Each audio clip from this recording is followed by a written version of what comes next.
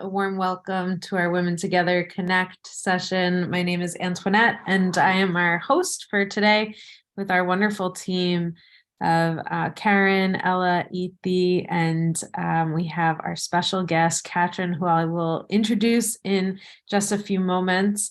But we are so glad to be here with you all and to see everyone.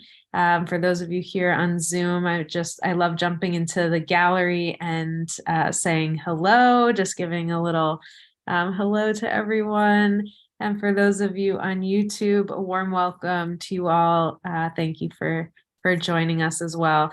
If you haven't already, you can say a little hello in the chat and share where you're coming from here in the Zoom chat or in the YouTube comment section. It's always great to see where we're holding our little piece of earth, or where the little piece of earth is holding us, and to know that we are connected despite the different weather patterns that may be going outside or inside. So I see we've got windy Vermont, Tampa Bay, Florida, where it's beautiful and sunny. She says, bit chilly at 70 degrees Fahrenheit. Hope you're enjoying that. Happy day, a sunny Bloomfield, Connecticut, sunny suburban Philadelphia, beauteous New York City, cloudless blue sky, partly sunny in Columbus, Ohio, Arlington, Mass, Richmond, Virginia, Sweden, New Jersey, sunny Toronto, Hamburg, Northern Germany, welcome, Canada, escaping the gray of New York in Naples, Florida. Hope that you are enjoying that. New York City, unseasonably sunny Pittsburgh, Pennsylvania, Oakland, California, around the corner in Irvington, Harlem, Satellite Beach, Florida. Wonderful. So we are coming in from all over, mainly across the United States, but a few of us from different parts of the world as well. A warm, warm welcome to all. It is wonderful to be here together and to just come together as a community of women. For those of you who may be joining us for the first time, a warm welcome to you. We have been pretty much consistently meeting every week. I know I missed some of you last week, and it is a joy to be back together again, but we have been meeting pretty much every week since the start of the pandemic online. And prior to that, we were doing in-person hybrid events. So we've been on Zoom for a number of years together, and it's pretty amazing to see the community that has been coming together and both practicing a sense of resilience and kind of just connection with ourselves and also connection with each other. So deepening our capacity to have resilience individually and as a collective. And I personally couldn't think of a more fitting topic for us to be diving into. But before we do dive into our topic, I'd love to just give us a tiny practice. So we do a number of tiny practices throughout the day or the little hour that we get together. And the first one I'd like to do is just doing a moment of stillness. So it's something you can do anytime throughout the day. Journaling is another one, but there are a lot of different things that we can do to just activate our reflective capacity, our ability to reconnect with ourselves. So the invitation is to just do a moment of stillness together. And the way that we do that is you can put both feet on the floor if that's available to you. And then lower your gaze or close your eyes, whichever feels comfortable for you or is in your practice. And just take a deep breath and relax.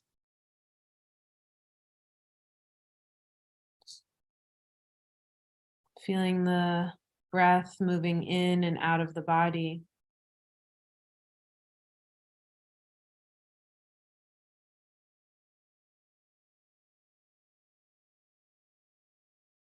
And then shifting the awareness of the breath moving in and out of the body to moving up and down. You can think of the breath moving up and down the spine. So on the inhale, feeling the breath moving down the spine. Maybe feeling all the way into the connection to the earth. And then feeling the breath moving back up the spine on the exhale. maybe all the way up to the sky. And then just continue following the breath up and down, just for a few moments here together.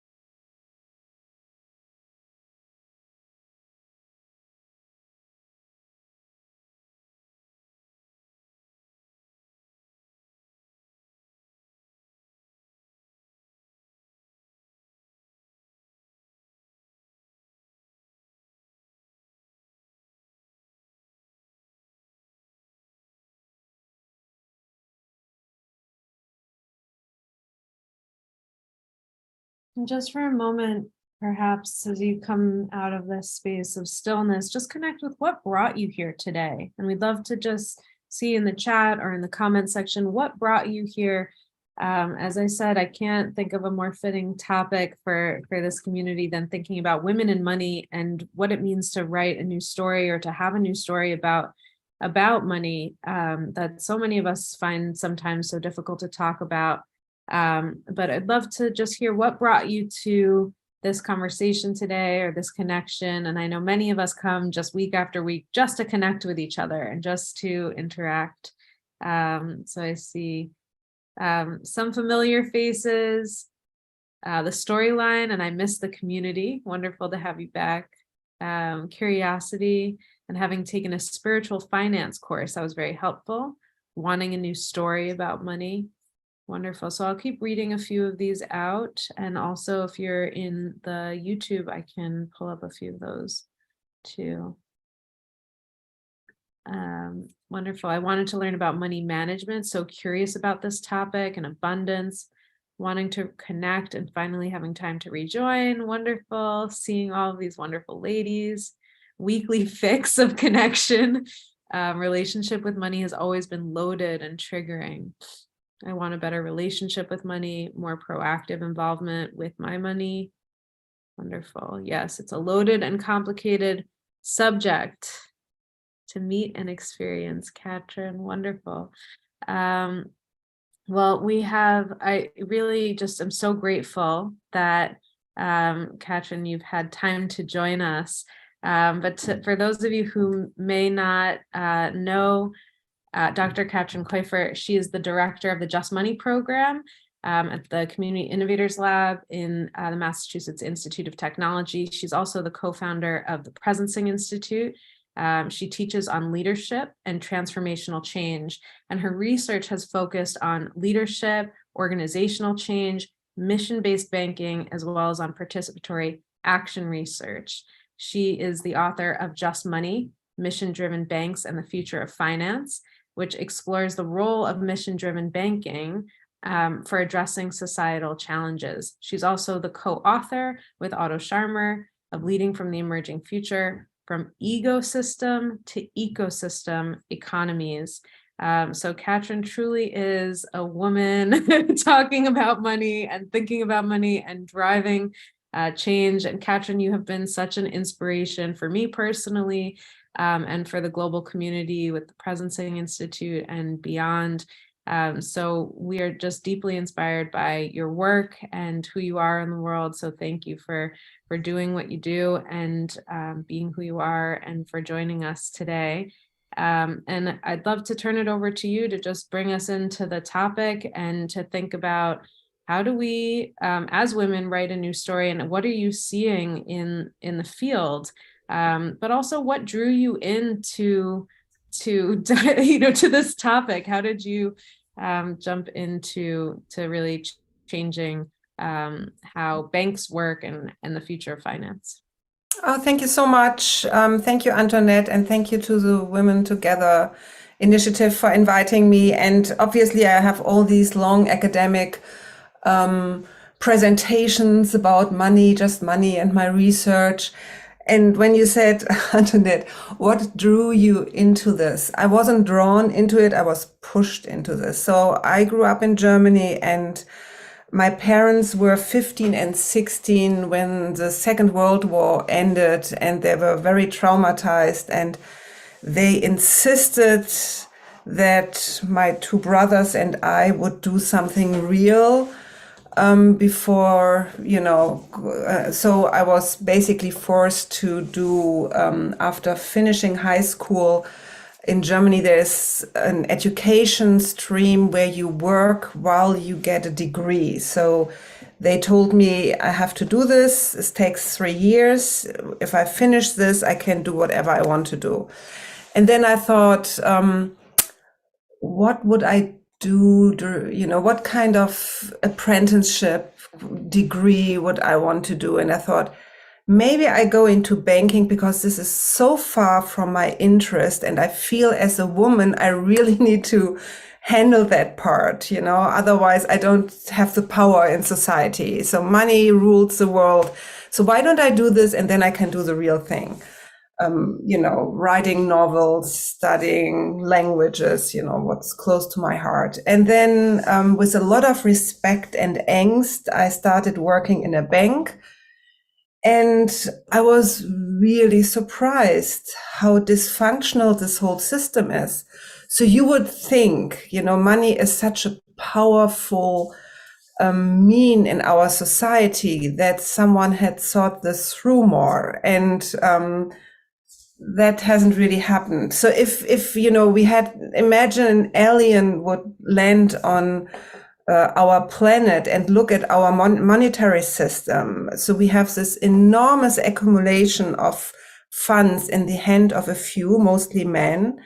And whoever's watched SNL about the billionaires going to space, I think the tone they used really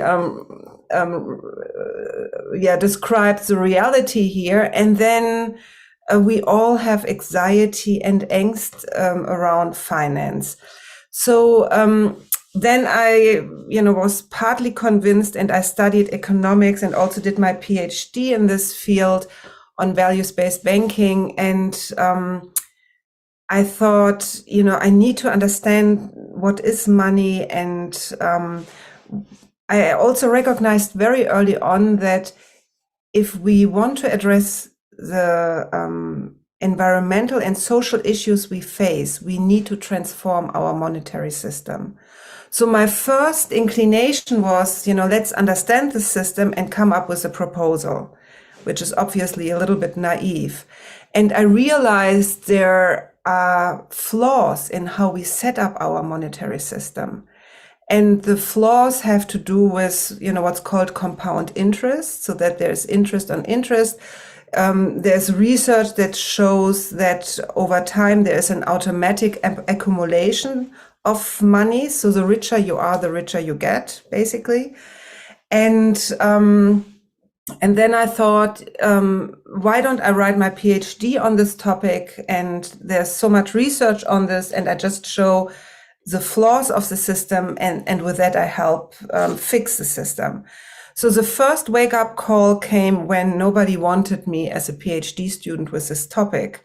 And I realized this is not just a rational thing, there's more behind that. And so I thought, what is another angle into this? And I began to work with organizations that use money in a different way.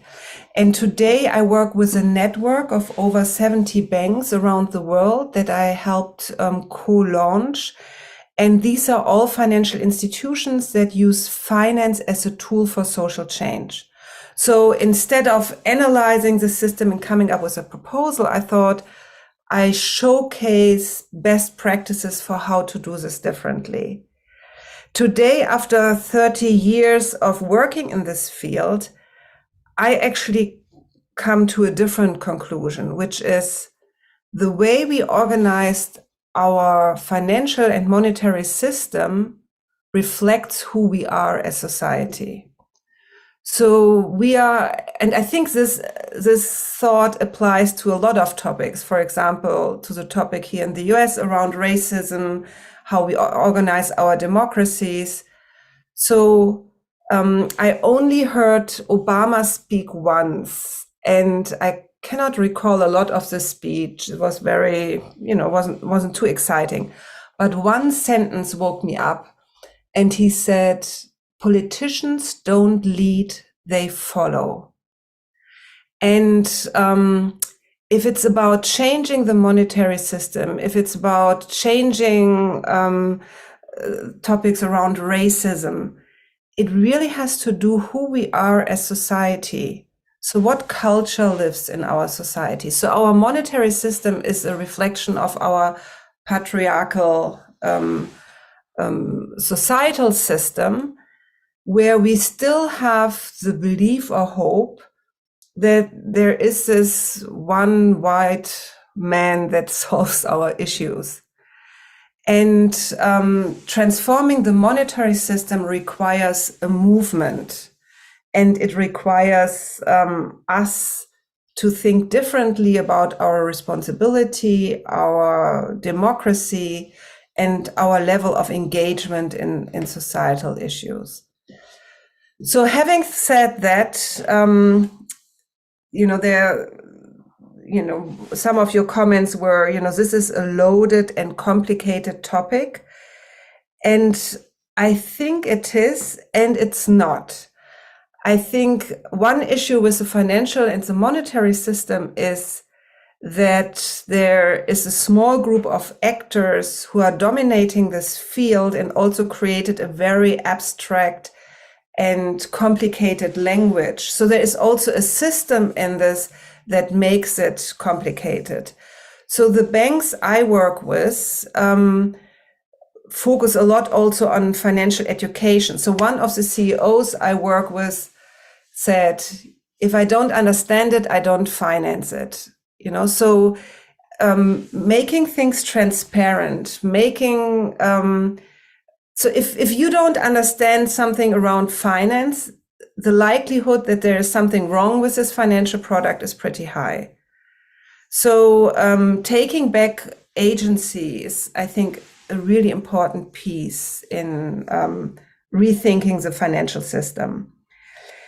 Having said that, at the same time, I said, what happens if an alien lands on planet Earth and looks at our monetary system? What would they see? So they would see an accumulation of money in the hands of a few that's extremely dysfunctional, that's putting our democracies at risk. That's also, and there are a lot of academic studies around that, that's also dysfunctional for the overall functioning of our economic system. So the more wealth is distributed in a society, the healthier a society is, and the more an economy grows and the more resilient an economy is. So the way we've organized our financial system is dysfunctional. And I want to share, I sometimes use this image to make this more explicit. So the purpose of the financial system is, at the end of the day, to facilitate monetary transaction in our economic system. So, we want to buy something, we need a loan. So that's the purpose of finance. So the purpose of finance is actually to serve our economic system. And the purpose of the economic system is to help us to have the services and the products that we need. So this is also, if you look into economic theory, this is actually how it's been described. But that's not our experience. Our experience is that the system is actually the other way around. So that we are on the bottom of all of this, and the well-being of us and the planet is actually the purpose of finance and the economy. But the system is the other way around. And that has to do with the nature of money. And I don't want to bore you with too much, but I just want to bring a few thoughts into the picture here. So if you step back and you ask yourself, what is money? The amazing thing about money is it's nothing. It's something we believe in. So there's no gold standard backing up money that we hold in our hand. So why is the dollar so powerful? Because the US has a huge army. So we collectively believe in this, this number that's floating around there. And I think those of you have watched a little bit what happened with Bitcoin and cryptocurrencies. Didn't you all think, how come that this is money? So money is basically something we believe in. It's a human contract, and it's an amazing human invention. So without money, our whole economic system wouldn't work. So it's an amazing invention, and I think the invention passed by us humans. So we invented something that we can't really control anymore. And why is this an issue? Because in the core of it, money translates a value into a price. And what does that mean? That means the value of the tree or the value of a human life. With the help of money, we can put a price on that. And by doing so, we make it part of the market system. So the deep value of something is translated into a number. And that's one part of the issue. There are a lot of issues, but I just want to mention one more, which is money is too efficient for us humans. Money is too fast. It's basically the joker in the game. We all want money, but do I want to buy your bag, or do I want to buy this computer? Then you have to deal with the real economy, and you have to deal with a person. Money is something everybody wants. And because, and there's a long list, but I think these are the most important pieces to be aware of that. And because of that, there were attempts to control this thing since its invention. So in all monetaristic, and that's my last slide, I promise, in all monetaristic religions, you had restrictions on finance. Restrictions, for example, in Islamic banking, you're not allowed to give, to pay interest. In Judaism, you're not to ask for interest within your community. In Christianity, for example, there was up to the Middle Ages the restriction that money should not last longer than one reign. So, you need to start a new currency if you have a new head of state, which is also really, so money is not supposed to be eternal. Only God is eternal. So this is nothing new.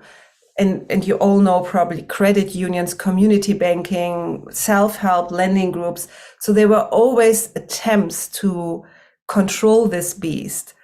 But this has accelerated in the last 50 years. You probably, all know the microfinance movement with a lot of up and downs, but still an amazing movement. The social responsible investment movement that started with the fight against the apartheid regime in South Africa, which are bottom-up movements. And then I'll skip this one, but then in the 2000s, the ESGs were principles that the UN developed to work with CEOs and boards of businesses and try to integrate principles and restrictions that way.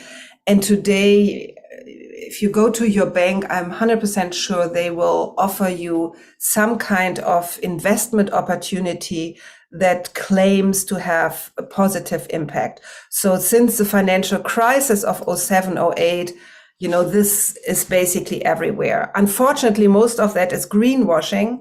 But what I think we are noticing is that there is a paradigm shift happening about how we think about finance, how we think about money. And What's missing is the transparency for you as a consumer to really know what's behind that. So maybe these are, I mean, I could talk for 2 hours about the banks and how they do this.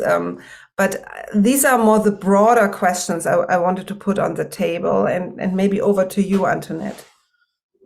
Thanks, Katrin. This is absolutely fascinating. And I think just a, reminder of when we think about, that the monetary system is a reflection of our values. When women haven't been at the table, what happens? And even just listening to you, there's a real desire of, what would a banking system look like if it was based on our values? And I wonder, also, how do we have agency in this? How do we take steps in this system that we know wasn't built for us? So I'm curious if you have any thoughts on that. I know you had a journaling question for us. And I also just Francis just asked, is there going to be a circle class on money? And the answer is yes. Francis, Katrin agreed to do an evening class with us. So we're just working out the day, and we'll get that posted, because I know this is such wonderful content, and Katrin teaches, a great deal on this. So we could go much deeper, and we will. So, but Katrin, on that, do you have a few more thoughts? Yeah, you asked like 4 questions. So I'm trying to get through that. So the first one was, is how would a female perspective on banking? And as we all know, female, male, these are archetypes that are true and they're not true. But I think, especially in regard to money, there's something that we can call a female perspective of finance. And what I've also seen in working with these values-based banks is that the biggest difference that they have in how they operate, in contrast to mainstream banks, is transparency. So, do you know what your money does when you deposit it in the bank? So there, mainstream banks put a wall up there. So you have an account, you get your account statement, but what's behind that? So that's the first question. And there is a network of banks out there, mostly small banks, that open up this veil and say, this is what your money finances. So there are, for example, in Europe, my favorite banks, Triodos Bank and GLS Bank in Germany. I see there's someone from Hamburg there. They publish all their loans. So you can go on an app and you are in Hamburg and you look at the app and you know what your money finances. And then you can go and the bank claims and says, everything we do is social and green. And then you have a list and you look around and say, yeah, okay, I agree. So transparency. The other question, talking about female perspective on banking, I said money is a joker in the game. What's the role of finance, and what are the regulations on the financial sector? So most banks I work with are owned either as cooperatives or, in other forms of ownership, where owners align with the purpose of this bank. If you have a full profit bank, I don't think you can become green or social. So then you can say, oh, is it socialism? I don't think so. I think banks have a different role in the system than a business. A small business, for example, needs to make their customers happy. So you have a grounding. A financial institution has zero grounding. They want to give out big loans. It's much more cost effective for them to give out a 300 million loans than 1 million loans. They have zero interest in serving the real economy from a systemic point of view. So I think it also needs a systemic answer.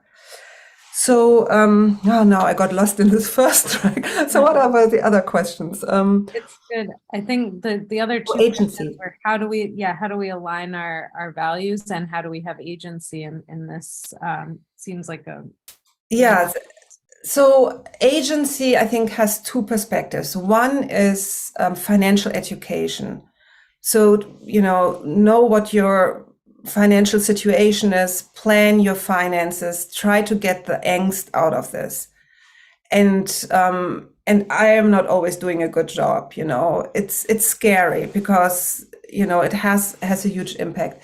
And then the other agency is how to find financial institutions that reflect my values. And that depends on where you are. In general, local banks are better than bigger banks. But for example, if you have international transaction, your local credit union might not be able to help you.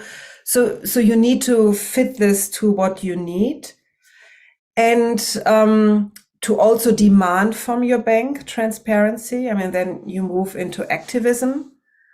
But these two sides, try to get help or, look at your own financial planning. And then on the other side, demand from your bank transparency and have a bank that's as local as possible. And that's not always possible, but yeah, so that's definitely very helpful. Yeah. I also see Grass N talking about the B Corp. I think exactly that's what we are trying to do with the Global Alliance for Banking on Values. Can we create a certificate or a movement of a different type of banks? And in the US, you can go onto their website. I can put this in here. There are a few in New York, Amalgamated, Beneficial State in California. So there are a few banks, Southern Bancorp, Mississippi, Arkansas. So there are a few banks in the US that are part of this network. Thanks, Katrin. I want to give us a little bit of time to connect with each other as well. But you had a wonderful journaling question for us, and I wonder if we unless you have other thoughts before we do that. I mean, I know that we could go on for hours, but do you have any final thoughts for us before we do a little journaling? Why don't you go into the journaling? Okay. Yeah. And then we'll do a little journaling moment. We'll turn to each other and share, and then we will have time for Q&A for those of us here in the Zoom room. At the end. So the journaling practice is, as many of you may remember, just getting a piece of paper, putting the pen to paper, or just getting, your hands involved, because often we stay in the mind and it starts spinning. So the invitation is to just get the thought down on paper and really maybe just write for a moment about what is your relationship with money? What is my relationship to money? And just jot down a few thoughts about that, and then we will turn to each other. So what is my relationship with money?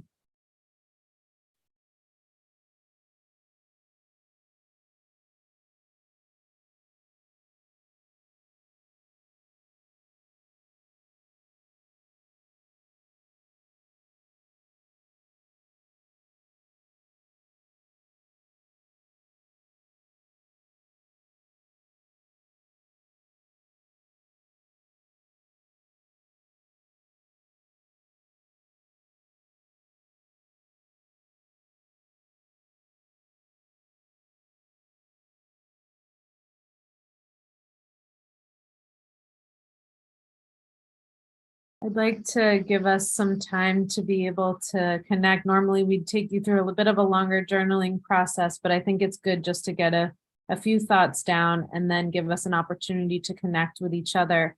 We'll do 15 minutes, which I know is short for us here in Zoom. If you're on YouTube, we'll close the YouTube stream now. So thank you so much for watching and connecting in this way. And we look forward to seeing you next week, and we will post information about the circle with Katrin. And for those of us here in Zoom, we will turn to each other and share a little bit.